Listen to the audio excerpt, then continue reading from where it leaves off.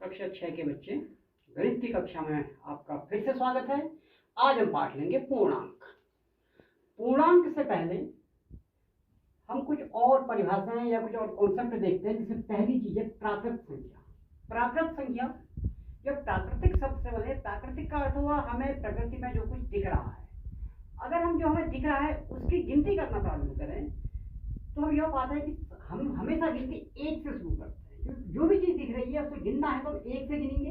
तो प्राकृत संख्या होती है 1, 2, 3, 4, इस तरीके से ये संख्या आती रहती है, यानी 5, 6, 7, 8 ये आती रहती है।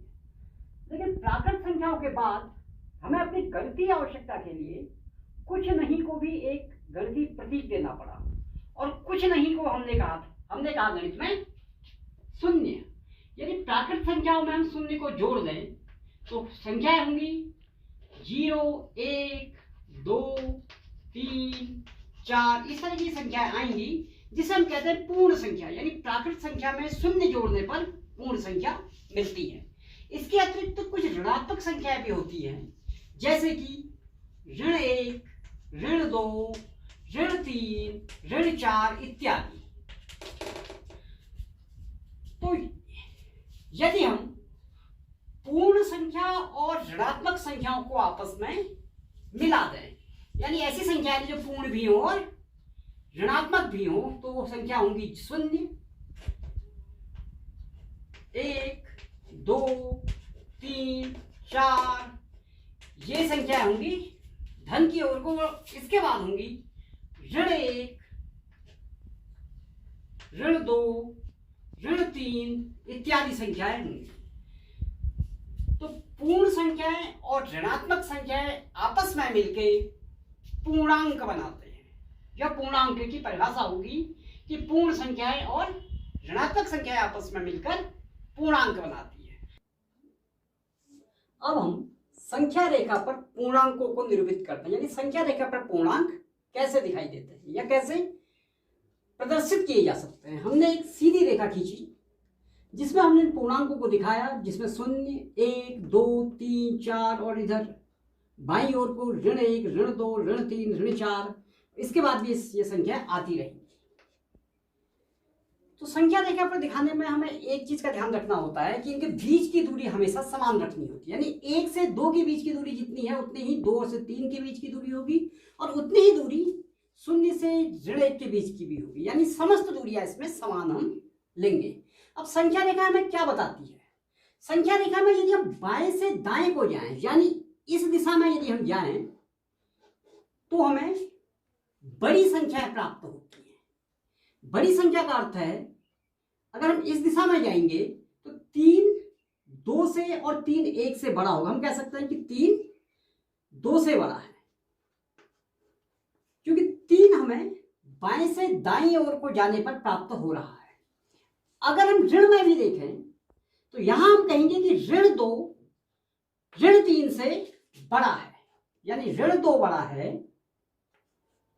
ऋण 3 से, क्योंकि बाएं से दाएं जाने में हमें बाएं से दाएं की ओर हम जब भी गति करते हैं तो हमें बड़ी संख्याएं मिलती हैं। और इसका ठीक उल्टा, यदि हम दाएं से बाएं की ओर जाएं, यानी अगर हमारी दिशा ये वाली रही संख्या रेखा पर, इस ओर आए तो हमें छोटी संख्याएं प्राप्त होती है।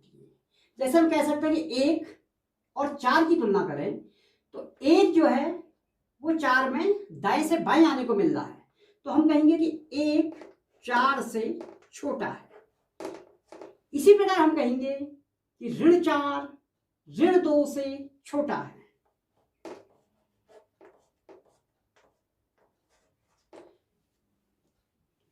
तो मैं इसे एक बार फिर से बता रहा हूं कि बाएं से दाएं जाने में हमको बड़ी संख्याएं प्राप्त होती हैं, और दाएं से बाएं आने में हमें छोटी संख्याएं प्राप्त होती हैं।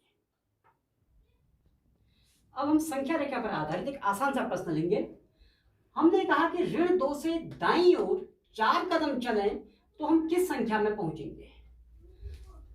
ऋण 2 से दाईं ओर चलना है, यानी हमें शुरुआत करनी है ऋण 2 से, और इसकी दिशा होगी दाईं ओर, यानी दिशा इसकी ये वाली रहेगी।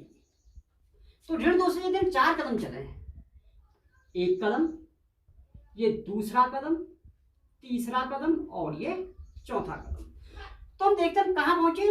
हम पहुंचे 2 में, जो कि धनात्मक 2 है। तो हम कहां तक पहुंचेंगे? हम देखेंगे कि हम 2 पर पहुंचेंगे, 2 पर पहुंचेंगे।